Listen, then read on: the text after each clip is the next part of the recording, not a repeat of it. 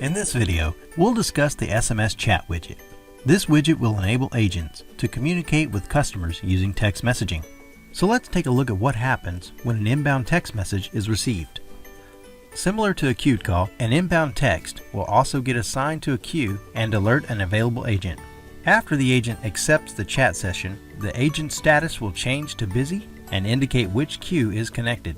The chat session will then show up in the SMS widget as seen here.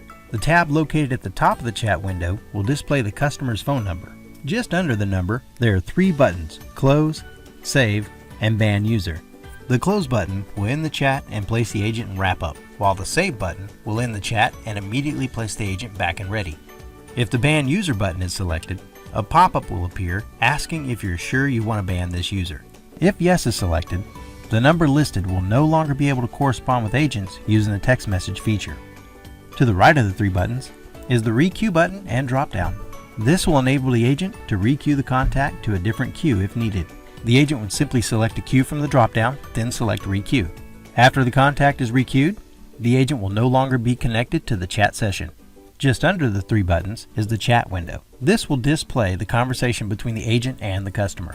The agent would enter a message in the response field under the chat window, then select Send. Now we'll move to the right side of the screen, which will display some additional details surrounding the customer. This section will have the contact name, contact number, and the direction of the message either in or out. This would show as out if the agent had initiated the text message, but currently shows in since the customer initiated the contact. From will display the number associated with the inbound message. Sent will display the date and time the text message entered the queue. The SMS key is a unique ID assigned to the chat session, and To will display the number associated with the queue. Here, an agent will be able to enter notes about the text session. In the lower portion of the text widget, an agent will be able to view previous contacts associated with a customer and access any canned responses set up by an admin.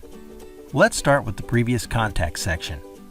Here we are able to view the previous contact IDs associated with our current contact. We're also able to see which agent handled the chat session, along with the date and time, plus any notes that were entered. Now let's take a look at the last section labeled My Responses. Here, we're able to see shortcuts that were set up and what messages will be sent if the shortcut is entered in the response field. Now we'll end our chat session, which will display another button labeled New SMS. When selected, an agent would enter a number and message to start a new text conversation. And that concludes this overview of the SMS chat widget.